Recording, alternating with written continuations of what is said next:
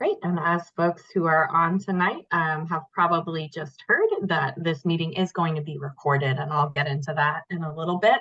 But first, I want to say good evening, everyone, and thank you so much for joining us tonight. Like I said, we have already well over 100 folks to just show the importance of flooding in communities across New Jersey. My name is Allison McLeod. I'm the Senior Public Policy Director for the New Jersey League of Conservation Voters Education Fund. We are a 501c3 nonprofit organization that educates communities to protect our families and safeguard our natural resources. We provide the public, policymakers, and opinion leaders with sound, objective information that encourages strong, equitable, and environmentally just solutions. In tonight's webinar, we're going to be focusing on flooding in New Jersey and all of the associated challenges that our communities have faced in the past few years. Before we get started, I just want to take a moment to thank the many co-sponsors who made tonight's event possible.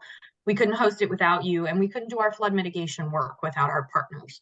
So tonight's co-sponsors include the Pinelands Preservation Alliance, New Jersey Sustainable Business Council, New Jersey Conservation Foundation, New Jersey Highlands Coalition, New Jersey Future, and the Association of New Jersey Environmental Commissions, or ANJEC. So thank all of you for your work and for the support. Also, before we get started, just a few ground rules for tonight's webinar. We welcome you to, if you would like, please change your name on Zoom, just so we know who has joined us tonight. We ask that you do stay muted to just prevent any background noise while our speakers are presenting tonight. We will do a question and answer at the end. So as we're going, though, we welcome you to add them to the chat box. We will have LCV staff capturing those questions and asking them at the end during the Q&A session. So throughout the presentations, again, please feel free to use that chat function. And if you run into any kind of technical issues for any reason, you can message the host in the chat. You can message them specifically, and they can help you troubleshoot that. And again, as I said before, this webinar is going to be recorded and it will be shared on our channels. And at the end of the session, we'll put all that information in the chat on how you can access the webinar later. So again, like we said, thank you so much for joining us tonight. And we see how important this issue is to people across the United States and specifically across New Jersey. 2 years ago, Hurricane Ida made landfall, and it was almost 2 years ago exactly to the day. And it was one of the deadliest and most destructive storms to ever hit New Jersey. It killed 107 of our fellow our fellow citizens, including 29 people in New Jersey. Many of them were trapped in their cars or in homes, affordable housing. And in New Jersey, it caused over $2 billion in damage. And this storm was absolutely catastrophic and tragic for our state and for those families that were affected. But unfortunately, hurricanes are no longer the only causes of flooding in our state. In recent years, we've experienced heavier rainfall events, and because that's coupled with outdated and underinvested infrastructure, we're seeing more flooding. And state analysis has shown that our rainfall patterns are changing. We're seeing short, intense bursts of rainfall in certain areas, and that volume comes so quickly it overwhelms our outdated infrastructure, which leads to flooding. And because the rain is coming too quickly to really soak into the ground, in the years to come, we're facing not only more flooding, but also simultaneously more drought. And so in this webinar tonight, we're going to discuss New Jersey's flooding problems. We're going to focus with some community leaders here tonight on how they've specifically affected those communities and their way of life.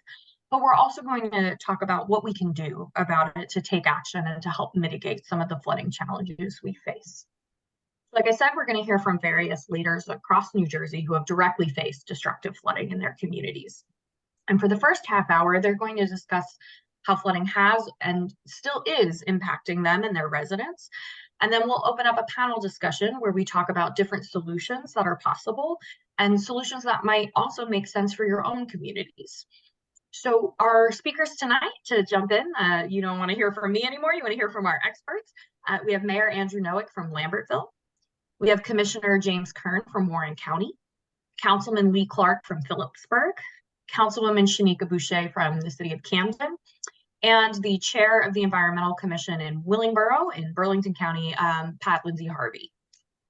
And so our first speaker tonight, to jump right in, is going to be Mayor Andrew Nowick from Lambertville. His full bio is up here on the screen.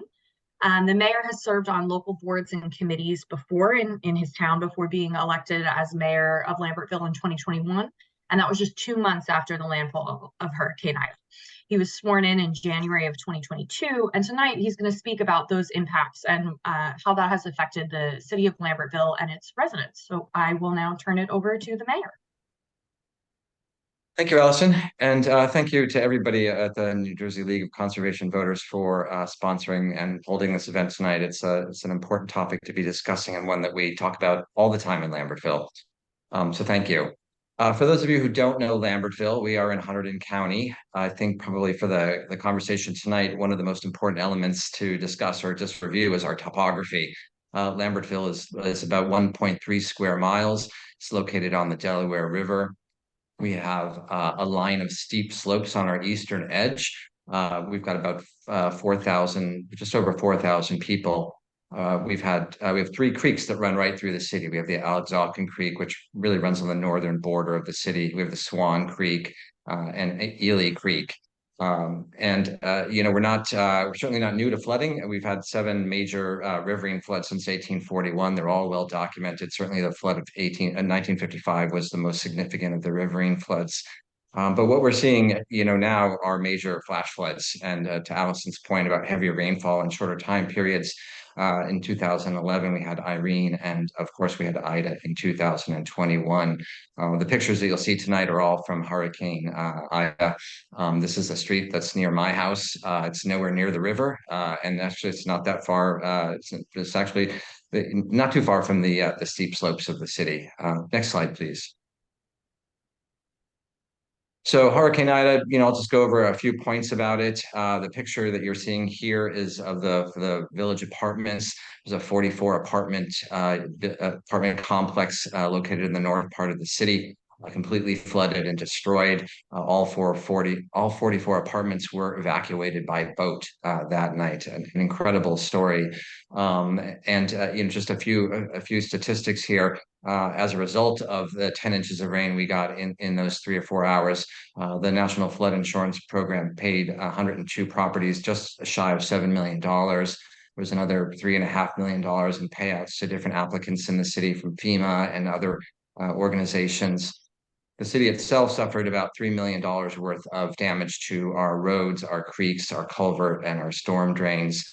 I was sworn in January of 2022. The very first thing I did the entire year, I spent with engineers and FEMA and the USDA and construction crews, and we managed to get all that work done in 1 year, but it was a very heavy lift, and the damage was substantial.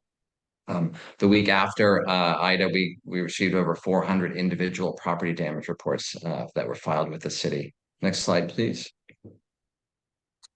These are just a few pictures from a couple of our neighborhoods. The picture on the far right is Ferry Street. There's a creek that runs on the backside of Ferry Street, but you can see here that there was extensive damage. 35 cars were lost in this flood. One car floated downstream more than a mile under 6 bridges and was found in the Delaware River a year later. We had several houses that were completely destroyed. Next slide, please. And some of the takeaways from Hurricane Ida, we had more than 130 properties that don't appear in any designated flood zone. We have the 100 and the 500-year floodplain flood zone here in Lambertville. And what we're seeing is substantial amounts of damage in properties that are not even in a flood zone. We did have the two houses that were completely destroyed. Those were acquired through the Blue Acres program, for which we give a big shout out and a lot of thanks. And we have 2 more acquisitions pending in the north part of town. I noted that, we lost the entire village apartments in 5 hours during Ida. We had 158 calls for emergency services. And incredibly, no lives were lost, but lives were certainly destroyed. We had scores and scores of family who had to leave the city because of damage, and certainly scores and scores of families who are unable to return. The village apartments is still, and we still have not been able to kind of redevelop that. It's a very challenging site in a flood zone. I'll talk about flowing together probably a little bit later. It's the link will be in the chat box, but it's a walking tour that we've recently done as part of our resiliency work. Next slide.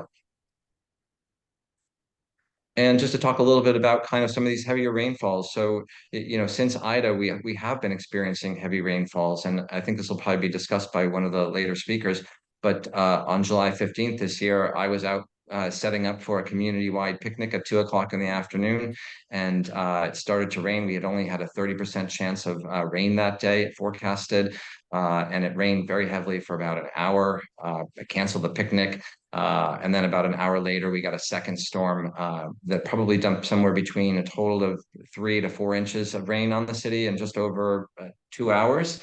It caused significant flash flooding in the city. And part of our topography, as you see here in this picture on the left, all these steep slopes are wooded, right? And we've had problems with the emerald ash borer and trees. And so when we get these heavy rains, they come down very fast. And immediately all of our inlets and storm systems get blocked with debris. This is the football and playing field. The whole field flooded within a half an hour. As a result of this storm, which was unexpected, I had to bring in the entire Department of Public Works crew. It took several days for us to clear all the inlets around the city. We did have some localized flooding of houses in areas that don't traditionally flood again. We're having a lot of problems with trees coming down. This was no exception. We spent part of the afternoon clearing a large tree off of a house and had JCP&L come and clear the second one off of power main. So, these events are happening more frequently here in the city. I've been keeping track of them. Every time we get a heavy rain, I go out and photograph and try and look for the trouble spot areas. But it's very worrisome in terms of cost, in terms of manpower, in terms of just how upsetting it is to residents who have to deal with these issues. So that's it for me for the moment. I'm sure I'll be connecting back with you in a few minutes. I think that's the last slide. Is that right? Yeah. Yeah. Thank you, Okay. Mayor. Yes. Great. Thank you. Sorry, I was trying to unmute myself there. So Okay. I appreciate that. And thank you for sharing, the cost of flooding in communities, right? And not just, the cost, the physical cost, right? You talked about like your public works, having to do the storm drain cleanouts, all of that, but also the emotional cost to your residents and the stress Enormous. that you, of course. Yeah. Thank you. Thank you so much for those insights at Lambertville. And our next speaker is Commissioner James Kern. Commissioner Kern is one of 3 at-large commissioners for Warren County. He was elected to the Board of Commissioners in 2018 and reelected to a second term in 2021.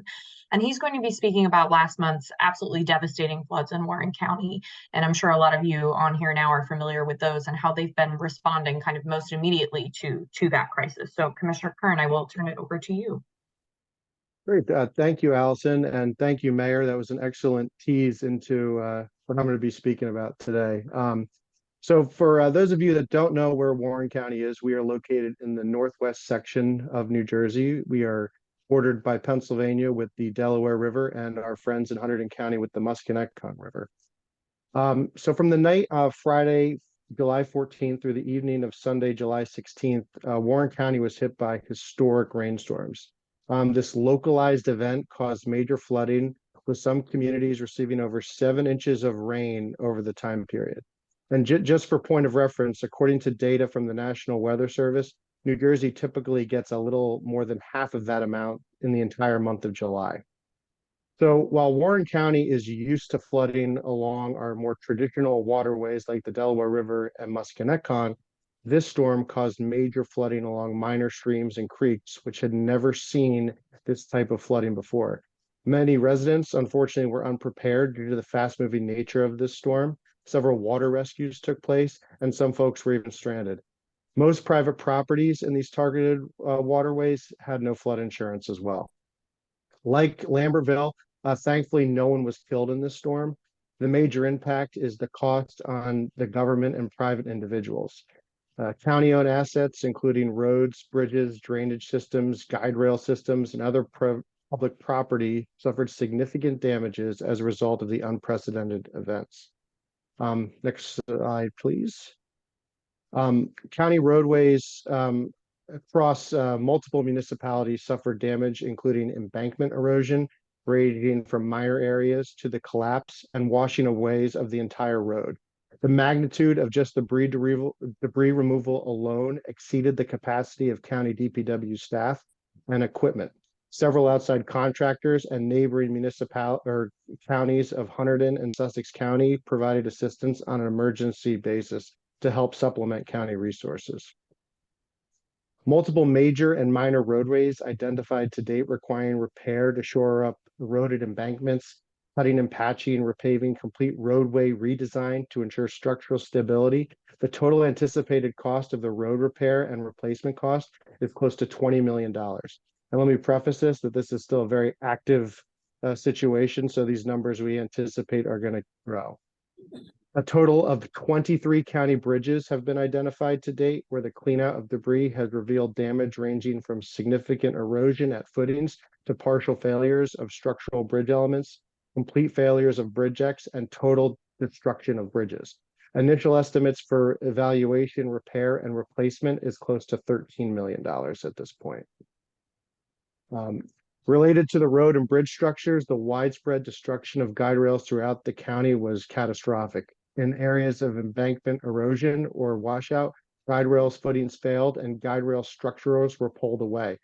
While repair is possible in some location, each area needs evaluation and capacity to make sure that we can place new footings and posts. Next slide, please. So in anticipation of future events, Warren County is really participating in resiliency planning with a dedicated team of cataloging our deficiencies. We see no reason why, due to climate change, that these storms won't happen again, and we must prepare to address them. We have been incredibly grateful for our state and federal partners, our legislative and congressional advocacy, Governor Murphy's quick call for a state declaration, followed that by President Biden's disaster declaration, have led to a great working relationship between the state, OEM, and FEMA. And I'll just leave you with one final note. This is the first time in New Jersey history where an event in one county has triggered a presidential declaration. It's a somber statistic, but it's showing the cost of the damage from just this one storm. Yeah, thank you. Thank you so much, Commissioner Kern, for sharing the experience of your constituents in Warren County. And, you know, it really emphasizes, to your point, how widespread this is, right? That it required a federal declaration. And of course, you know, our thoughts are with everyone in Warren County who was impacted by those devastating storms and is still recovering and going through that process. And also, you know, our folks are with the thought, our thoughts are with the folks in Pennsylvania across the river as well, where during those same storms, there was loss of life. So it just shows the gravity really of these flooding situations. And frankly, flooding is statewide. It's not just up north. And so our next speaker is Councilwoman Shaneka Boucher from the city of Camden. Councilwoman Boucher is currently the council representative for Ward 1 in the city. She is also the president and founder of SRTM, a nonprofit organization based in Camden. And she's going to be speaking about some of the challenges that Camden has faced with chronic flooding. So not just those one-time events, but you know, chronic long-term flooding as well. Oh, Councilwoman. Thank you, Allison. And I definitely want to thank NJLCV tonight for hosting this event. And I want to thank everyone for coming, to allowing us to share some of the concerns that we have in the city of Camden about flooding in our city. Definitely causes a lot of issues for our residents as they get held up during times of trying to get home, and a lot of issues in their house. So I guess we can go to our first slide. So Camden, just like a lot of other cities that you've already heard, suffers severely from constant flooding issues that we have in the city. One of the reasons why it's extremely concerning for me as a councilwoman is because we are also cited as one of the poorest cities in the state. And a lot of our residents don't have the income that it takes to provide the drainage that they need to have in their house when they have to pay for sump pumps. And when the flooding happens to a lot of our residents, they experience conditions like mold, and it really is hard for them to get the remediation that they're looking for based on just the amount of flooding that happens really quickly. Additionally, the reason why it's really tough for some of our residents when we get a lot of flooding in our community is that I would consider us a commuter town. So a lot of people commute in and out for work. And so that also causes a lot of traffic jams in the city.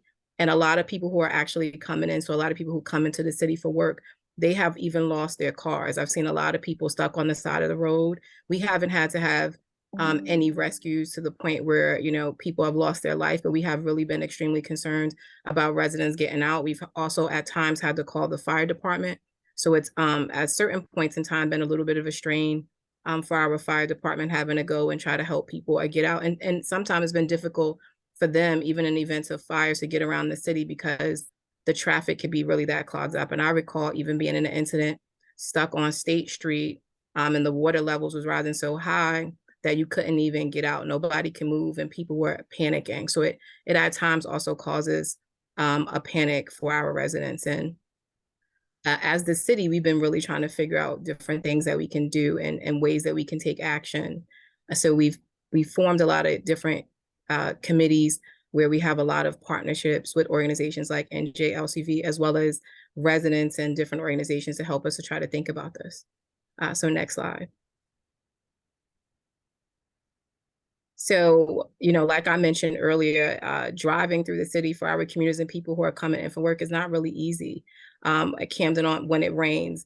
And it was stated in the Inquirer that we get something like 90 million gallons per year in Camden, and that we have about 69 events per year where we get this type of backup overflow in our CSO and our system. And so what that typically does, like I said, it makes it really hard to get around in the city. If you are coming in, this looks like it potentially could be Market Street in our city. And if you're near the River Line, people who are trying to get in and out, the traffic jams near and around there, you have Cooper Hospital. This is a place where a lot of, and in Camden, we are the main trauma center. So oftentimes when this starts flooding, you can also see that people are going to have a hard time getting to in the hospital. And I've seen it be an issue before where the fire department had to come out just to block traffic so that we can even let the ambulance come out because of the flooding. It gets so high. It backs up in so many areas. And obviously, if you are trying to drive up 3rd Street or any of the back streets in Camden, you, again, like I said earlier, potentially could even lose your car. And it's unfortunate because, like I said, a lot of the residents in our city really can't afford to lose their car or having to pay additional money so that they can fix all of the issues that happen in the house. There are also a lot of health impacts that come along with it that people get concerned about. A lot of residents have contacted me talking about the amount of mold that they've have again and how they have to work on trying to get that remediated. It's concerning for them and their children when they have a lot of children. And a lot of times it takes a while to even get the water out of your home when it rains. Similar to the gentleman who spoke earlier, the commissioner, when he mentioned once the water is coming into houses, it's really difficult for people to try to figure out ways to get it out when it rains more than once. So when we have rain that is coming down at about 3 or 4 inches, typically people are having a really hard time trying to keep the water out. And I would say that it was really a large impact even on our seniors who also have limited income and have a hard time figuring out what they can do and ways that they can go about addressing some of these concerns. So at the city, we have really been working on our infrastructure and looking at ways that we can reduce flooding through green infrastructure and maintaining. So we're starting to invest in that infrastructure as well as conduct studies to help us figure out what kind of infrastructure we need in place to move forward to really start addressing some of these issues for our residents. Next slide. So the combined sewer system that we have in Camden is outdated, so much so that it was cited by the EPA that Camden, as well as Atlantic City, is one of the cities in the United States that they're extremely worried about potentially one day that we will almost be underwater. So addressing the issues that we're having with the CSO and the city is extremely important for us to make sure that the residents are going to be safe and secure. So right now, like I said, the city is starting to invest in making sure that we are fixing pipes, replacing. We put a lot of money when we receive money through the federal funding as well as some of the state funding to invest in some of our infrastructure. And it's extremely important for us to try to figure out ways to do it rapidly because as it was mentioned earlier, again, the amount of flooding is just increasing. Just this summer, it seemed like it rained about 2 or 3 times every single week. And the more rain that we have, I would say some of the bigger issues that we have, especially around cleaning drains and getting our public works department out there to get drains cleaned. It really has been difficult for them to address the issues with cleaning drains because we were having issues with our waste management and them picking up the trash, and we only have 1 day a week trash pickup. So that is also been a condition that has just compounded the issues that we've had on trying to keep the sewers clean and making sure that they're not backing up. When you have drains that are backed up all around the city, as soon as it rains, even a little bit of rain potentially could cause us a really big issue in our communities. And then because Camden has also been hit with a few other issues as it pertains to illegal dumping, sometimes people dump things in front of our drains, and also creates a lot of issues in terms of keeping the drains clear so that we can make sure that the stormwater isn't backing up. Next slide. So like I mentioned a little bit earlier, our residents are very concerned about what happens. There's different kind of bacteria that have bacteria that is around when you have this sort of backup and that kind of impact. And I would also say for people that have pets, I've been called a lot by residents who just are nervous about what is happening with their pets, or people getting skin rashes. So I would honestly say we are extremely concerned about how we should be going about addressing stormwater in the city of Camden, as we hear from residents who tell us that, you know, inside of their houses, that the mold that is kind of compounding, they're not exactly sure what to do. Residents have said to us that they've had to go to the hospital or emergency because they were worried about what was in the house as it pertains to the sewer backing up. We've also had pictures that we've been sent for people who are in their shower and the sewer is backing up into their shower, or sometimes their sinks, or sometimes the brown water that's coming up, and they believe that is from the backup of this. So for us, we get extremely concerned about residents. And so we've also started to work with some universities so that they can collect samples of some of the water, just to make sure that we can tell residents that it is safe, or that it doesn't even contain metals, because sometimes when you get the stormwater backup, sometimes you can get harmful metals also. So it really has been a big concern of ours. And to address those concerns, we've really been trying to bring in various organizations and to help us try to figure some of this out. And the universities in our city has been really great at helping us look at this as it pertains to the health impact on residents. And I just wanted to make sure that everybody here really understands that, you know, the CSO, the combined sewers, really right now, I think is an area of concentration and concern, particularly for the city of Camden, because like I said, we have so many different things that we have to address as it pertains to it, but we have so many commuters that come in. So, and our city is comprised of about 75,000 residents. And on a typical day, we get anywhere from about 15 to 20,000 people commuting in for work. So although we have 75,000 residents, we always have to add about another 20,000 20,000 commuters to that number. And during the time of traffic let out, like I said, it can really get clogged up and congested. People have hard times picking up their children. School buses can get stuck on 130 if you ever had to drive through Admiral Wilson and sit in that. It really could be a congestive nightmare. So like I said, we are really trying to prioritize how we go about addressing this. And if you look at that drain, I would honestly say that drain looks good compared to what we usually see. But there's so much trash around in the drains that they really get backed up in a bigger way than what's even shown here. So we are happy to be at the table, really reviewing what we can do to change this and make a difference, because there's a lot of impacts on our budget as well, not just on our public works department, but as well as our fire departments. And sometimes, like I said, even blocking our emergency systems, being that Camden is the city where we also get all the trauma from other cities that come in when there's really big trauma issues that can't be addressed in other hospitals. They all come into Cooper Hospital.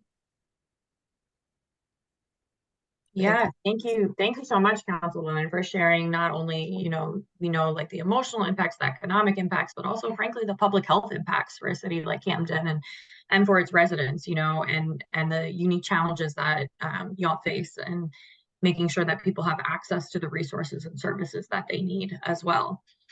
So thank you for sharing your experiences. And I know we've got great questions coming into the chat. Please keep sharing those, and we'll circle back with those after our last speaker, who is joining us now. So Patricia Lindsey-Harvey is currently serving as the chair of Willingboro's Environmental Commission, and she was appointed to Willingboro's MUA in 2020. and elected to its board chair in 2023. She has been a resident of Willingboro for 45 years and is deeply involved in the community. And tonight she's going to speak to us about some of the flooding Willingboro experienced in 2018 and kind of the after effects of that. So I will turn it away to Pat. Thank you. Thank you so much, Allison. And I thank the New Jersey League of Conservation Voters for doing this. This is an extremely important topic, and I commend everyone who's on here to listen, and hopefully you'll go back to your communities and stress the importance of that. We really have to do something about this issue. Next slide, please. So it's not just the water, but you also have the problem with the winds. In Willingboro, we have lots of trees, particularly pine trees. We have shallow roots. So when there's a lot of wind, the trees come down. So of course, then that's blocking roads. You've got pieces of the trees that get that clog the storm drains, and then the flooding starts. And then you think about there's 27,000 more buildings for a combined $15 billion each year that gets involved in flooding. I really want to talk about what has happened to Willingboro. So we can go to the next slide. And I will never forget this day. I've been in Willingboro for 46 years, and I can remember two major floods. One was in the 1980s, but the one that happened on June 11th, I'll never forget that day, June 11th, 2018, was probably the absolute worst. Willingboro has a very high water table. We have tributaries of the Rancocas Creek that runs all through town. And on June 11th, we had a very, very heavy rainstorm. And we do have a couple areas of town that are in the flood zone, but the areas that flooded were not in the flood zone. We had probably at least 10 full streets that were completely flooded. Their downstairs were totally destroyed. I went into a couple of the homes, and I was in tears listening and just watching people walk around their homes and not knowing what to do or what they had left. And because they weren't in the flood zone, these people did not have flood insurance. And many people had to walk away from the homes that they had lived in for years, that they raised their families, and they had to walk away. That was very hard to even just think about it and witness. So the damage was didn't just leave people in that situation, but because it wasn't enough streets, enough of the community, we couldn't get the federal disaster relief either. And since then, we've had some, I guess you'd say, minor flooding. A couple of weeks ago, we had rain, and there were some streets that flooded, and we were just all praying that it wasn't going to go into homes. Thank goodness it didn't. My own street gets flooded quite often, and the water comes up to the sidewalk. And I think part of the problem is, and this has been a problem, is that the storm drains get clogged, they get covered. And I think people forget, especially when it comes to the time when fall and the leaves fall and people, getting the leaves off their lawn. And instead of putting it on the, not actually sidewalk, but the grassy area between the street and the sidewalk, they put it in the street.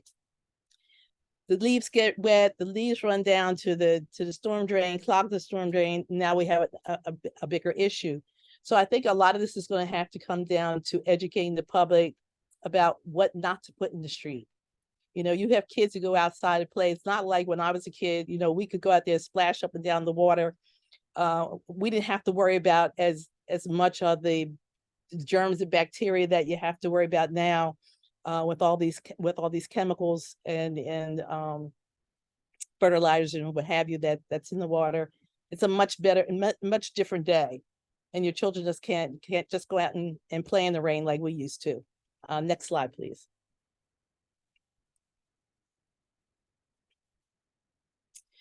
So if you look at that car, I mean, we saw that in Willingboro. People lost their vehicles, they lost their homes, and unfortunately, our infrastructure is old, just like many places, and it's going to take a lot of money. I mean, $40 billion is a lot of money to invest over 20 years, but just to upgrade just the stormwater infrastructure is going to be $16 billion. And you have to think, where is all this money going to come from? I mean, there's just but so much money that you can, put on the backs of your residents. So it's a big dilemma, and it's something that we're going to have to deal with. I mean, it's not going to get any better. The storms are getting more frequent. They're getting more violent because of climate change. The ground is hard. Water can't penetrate the ground, and it has to go somewhere because the water finds its own level and it goes where it needs to go. So we're gonna have to think about, there's a lot that's gonna have to go into this that we're gonna have to think about. Next slide. I think that's my last slide. Did you want to watch the 6:30 news? Oh. Thank you. And if I could just remind folks to just please mute yourself if you are an attendee, we'd appreciate it. Thank you so much, Pat, for sharing, that those devastating things that happened in Willingboro in 2018. I remember that very much as well. And, after hearing from all of our speakers and all of these experiences, it can be really overwhelming, right? And it can feel like that there's nothing we can do, that the problem is so big. But one of the things that we really wanted to focus on tonight was to talk about what solutions can we take at the local level, and what actions can we take at the individual level? What can we do? And so for this next portion of the evening, we can't let that stop us from taking action. And so I'm going to turn it over to Councilman Lee Clark from Phillipsburg, also in Warren County, who also works for one of our flood defense partners, New Jersey Future. And as someone who has experienced flooding challenges himself and his community, he's going to moderate our discussion on solutions with all of our panelists. So I will turn it over now to Councilman Clark and to all of our panelists to talk about some of the solutions that they've found for their communities and the ongoing work that we're all doing. Thank you, Allison. And thank you to yourself and New Jersey LCV and all the partners for hosting this webinar. Given the extraordinary turnout we're seeing, it's truly a very popular topic that people are interested in not only learning more about, but hearing more about around the state of New Jersey. So I suppose we can go to the next slide. So in order to understand flooding, it's important to understand that it's not just relevant to New Jersey. It's happening all across the nation. With the growing effects of climate change, it's something that our nation as a whole has to learn to better handle, better prepare for, because we're not going to see the effects get any less over time. So if you look at reports, according to studies, 25% of the United States critical infrastructure is at risk of becoming inoperable due to flooding. So we're seeing this all over the nation in municipalities large and small. The same study claims that over the next 30 years, as a result of the progression of climate change, 63,000 miles of roads, 66,000 commercial properties, and 1.2 million residential properties will become flood risks. And we need to take this into account when we're looking at how we're building infrastructure going forward, how we're insuring property going forward, how we're looking at dealing with flooding issues, sewage infrastructure, because we're going to see the effects become a lot worse before they become better. And if you look at it from a national perspective, the dangerous effects of flooding is having a serious influence on our infrastructure. On the news every other day, we're seeing infrastructure giving way or breaking down, because infrastructure is also one of the most expensive aspects for public officials to fund. We heard earlier in the presentation that this is a burden that we do not want to put on the taxpayers.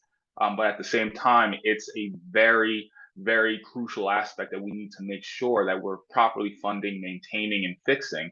Otherwise, it becomes a major public discrepancy and danger. So it's all about using and leveraging grants and funding that's out in the public sphere to help embody and robust our infrastructure further, to make sure that we're providing a safe environment for the residents that we have sworn to protect, while also making sure that we're meeting the challenges of the 21st century as climate change progresses over the years.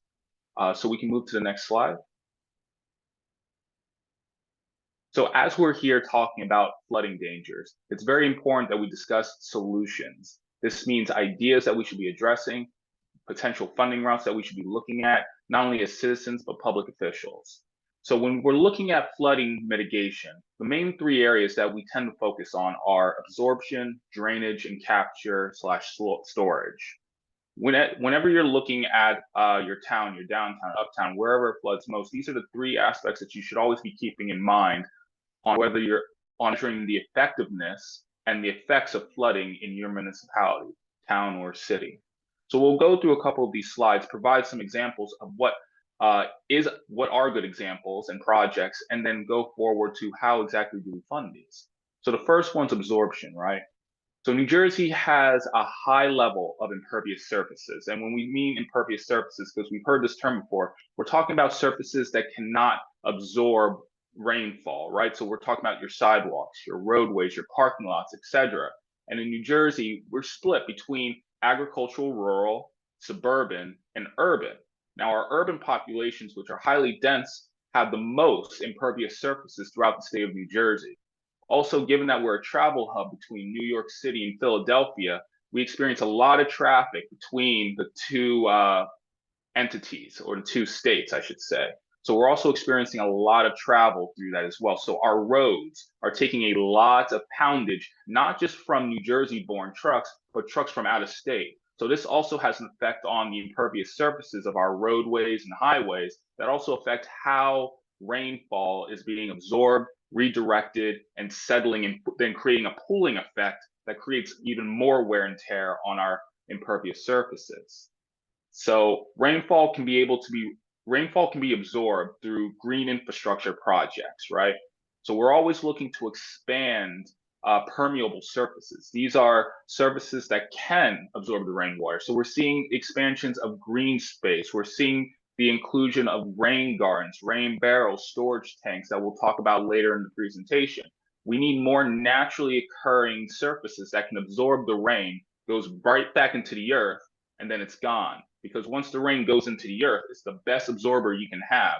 You need to figure out a way to work it into your public infrastructure to make it more of a realistic, natural feel for your inhabitants.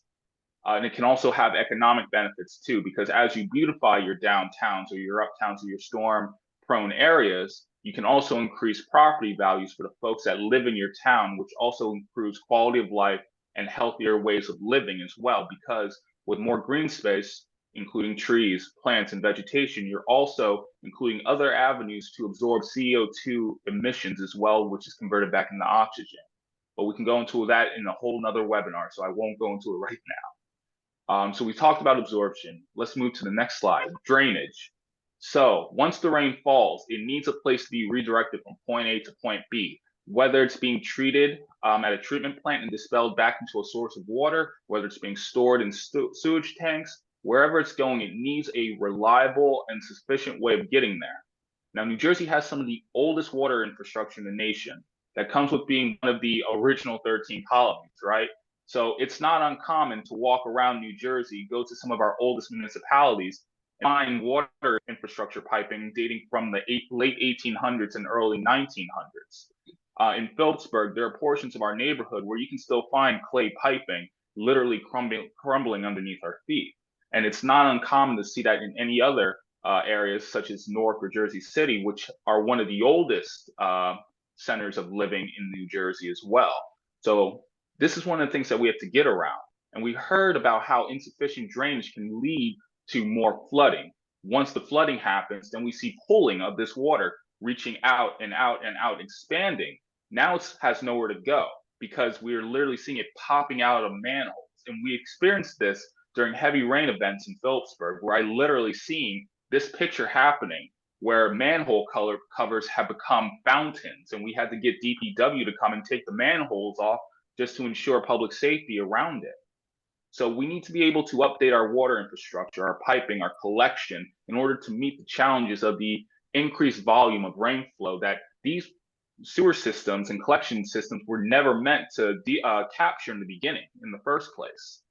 So as I stated, today's sewage systems were never designed to handle this volume of water. We're growing residential and commercial populations as well, because along with the increased volume of water, we're also developing more land, more space. Those are sewage systems being connected to our sewage system, our public sewage system as well, that need to bear that burden. So it's all becoming overburdened at once. So during these extreme rainfalls, you're now seeing overflows of both human sewage, litter, and water coming out into the streets, going into people's basements, and more dangerously, going into fresh sources of drinking water as well that we need to also safeguard.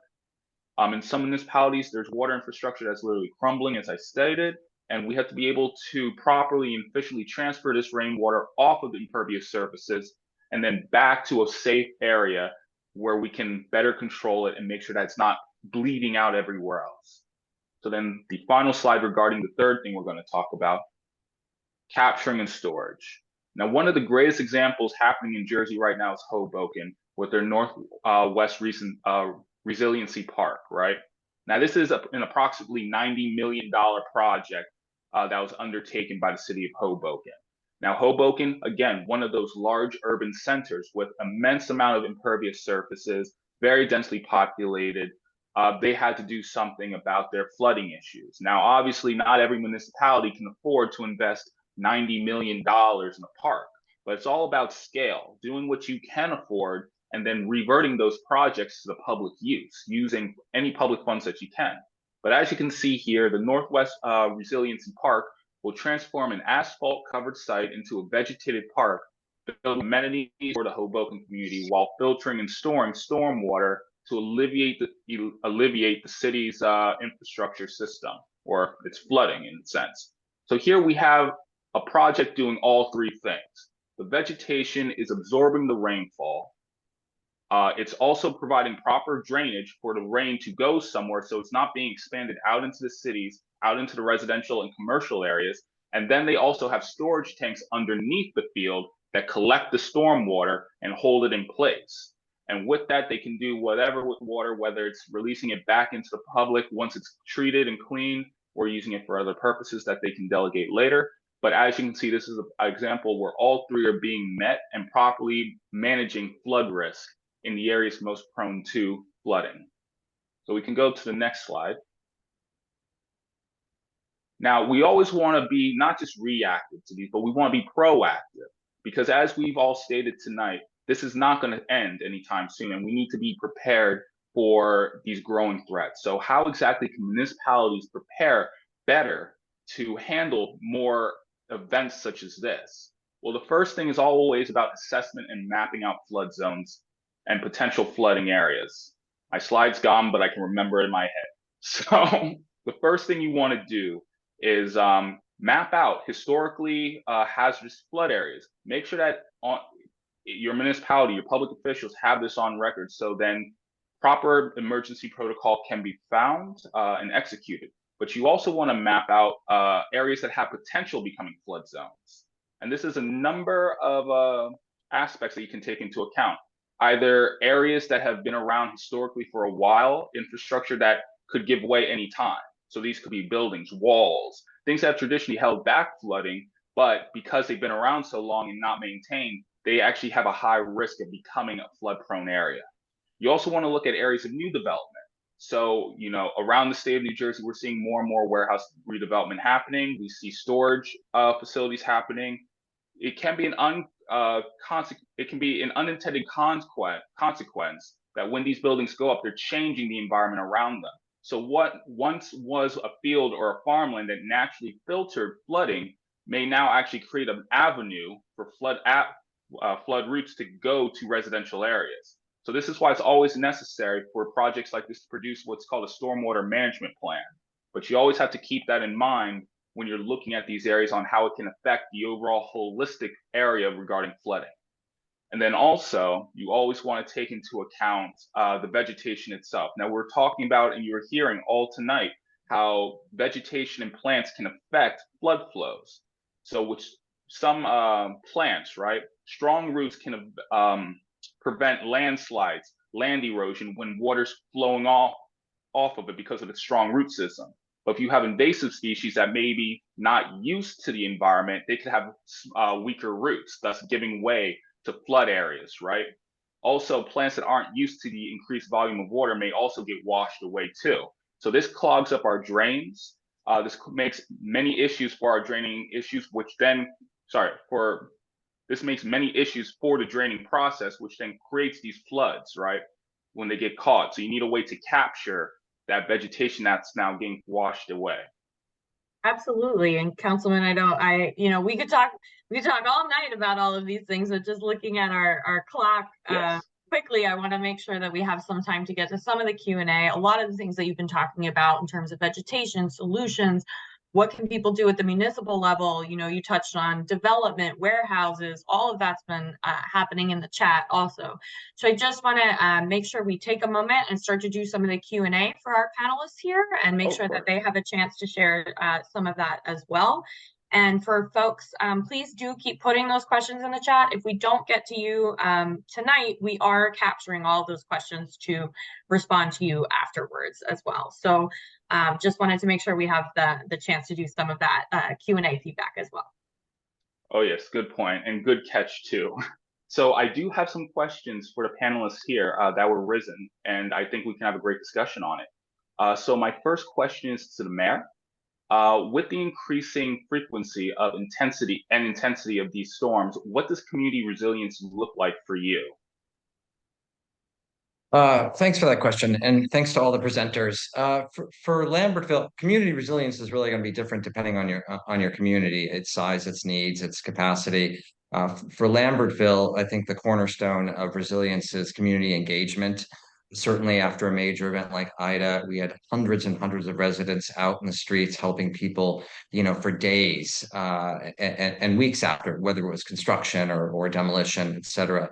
So really engaging and activating your community, activating your local government, your city council, reaching out to state and local partners, nonprofits, all those are incredibly important. I could talk about that for about an hour. There's so many resources, but your community is the resource on the ground, right? So, harnessing people who are interested, use your environmental commissions, use your nonprofits, get the people who are really passionate about resilience in general to be involved, whether it's writing grants for planting trees, which we've done a lot in the last year and a half, which obviously helps with mitigation issues. Whether it's kind of going out, we use all of our communication. So weekly newsletter, I do videos, from the bottom of storm drains and culverts, and really engaging your community and getting out into your community, I think is really important way to engage it. So, on July 15th, that heavy rain, I was out, knocking on doors and meeting with people in the pouring rain because their storm drain was clogged. So whatever it takes to kind of engage your community, I think that's what you need to do. So after Ida, there was all this work that we were doing. A few months after Ida, after I was elected, we decided we really needed to clean the creeks in advance of all this major construction work. We put the call out. We got 82 volunteers. They cleared 6,000 pounds of debris from one creek alone in a day. So, however best you can engage, whether you're using Facebook or social media or your regular communications channels, or having meetings that are open to the public, having an engaged council and having partners locally to kind of highlight these problems and also ask for solutions, right? What are local solutions? Adopt a storm drain. There are all kinds of programs that municipalities larger than Lambertville could adopt to further kind of resilience efforts. We have a resilience team now after Ida, and it's a group of small dedicated people who just go after every single grant, that the DEP is offering, that the federal government is offering. So, it's important to people who live in communities who see their storm drains and who see these flooding, and they want to be involved, and you have to create a space for that. So however that works in your community, I think it's really a cornerstone of resilience. So that's kind of where Lambertville is, and I would just note that my email address and my phone number are on our city website. I'm happy to talk to anybody who's in this webinar tonight. Maybe not all 159 of you at once, but happy to provide some more feedback or thoughts, or share or listen to what's going on in your community. So feel free to reach out to me. Excellent. Thank you so much for your insight on that, Mayor. I have another question here. This one is for Commissioner Kern, a fellow Warren County public official. So Commissioner Kern, now you kind of already touched upon this during your remarks, but is Warren County looking into updating infrastructure to adapt to floods? Yeah, that's a great question, and good Warren County representation. Rarely are we outnumbering folks on a call, so good stuff. So I think it's kind of twofold to answer that question. With respect to the damage that was made, and that the federal government's working with us on, we're able to improve and have some resiliency infrastructure improvements due to working with FEMA. Those costs are going to be kind of shared together. Where there's a bigger issue is all the areas that have yet to be impacted by storms that we don't know could be impacted, and how do we, one, fund these types of projects, and two, identify areas that, quite frankly, we don't know what may happen to them. A lot of the areas that were impacted by this most recent storm have never experienced flooding before, right? So that's kind of the issue we're facing. One of the areas I also wanted just to touch on is our planning department has been very active in post kind of recovery of the storm. We're using GIS mapping to kind of show where some of the destruction took place and try to update that with mapping, and trying to see how we can use that data as far as future infrastructure planning moving forward. But I think if there's one simple fix that maybe we could come together on, as well as changing the permitting process for removing debris from streams and rivers. Right now, unfortunately, it does take almost an act of Congress. I know it's a state issue, but it takes a lot from the DEP to offer those permits. If there was a way that we could get in there to clean out some of the trees, we found a lot of the areas where the bridges actually collapsed and were destroyed is because of 50, 70, 100-year-old trees were stuck there, and it's impossible to manage that. So if there could be a solution at a state level, I think that would also help as well. Excellent. Thank you for your answer and your perspective as a county commissioner on this as well. And personally, as a Warren County official and resident, I appreciate everything that you did during that time last month with all the flooding. Councilwoman Boucher, this one's coming to you. So what solutions around absorption and rainwater in Camden, what does that look like to you? Like I said a little bit earlier, we have started to invest in infrastructure. And some of the things that were already mentioned was things like adopt a drain program, education for residents, identifying flooding hotspots for rain gardens and tree plantings. We applied for a grant that they had out through the federal government to probably plant about, I think it would be something like over 100 trees. It was either between 100 and 300 trees. So we're doing things like that just to make sure, as well as trying to revamp our environmental commission. And I'm looking forward to actually putting some legislation on council. So we're doing a lot of different things, as well as making sure that we continue to partner with organizations like NJLCV and reach out to, like everybody was mentioning, connecting communities to see what they're doing, keeping up with best practices. All right, thank you so much, Councilwoman. I'll keep an eye on that. Maybe something I can introduce on my council. And then finally, last but not least, Commissioner Lindsey-Harvey, this question's for you. Are there any solutions that Willingboro could look into to prevent further flooding in your area? Well, currently, right now, the township only provides minor stormwater services through our Department of Public Works. But the Environmental Commission, along with the township government, is embarking upon a stormwater utility feasibility study. And some of the things that we're looking at, we want to assess the current level of service that we have. We want to look at the impervious surfaces covers and maybe have a map of that. Costs and benefits of creating the stormwater utility that assesses, potential projects. We want to look at the fee calculation and municipal budget, make sure that's going to be consistent and how we're going to be saving money. We also want to look at how do we mitigate and even remove invasive species like bamboo and English ivy, and also try to keep track of what the beaver are doing, because they're building dams in our culverts, so that's causing issues. So those are things that we're looking at doing.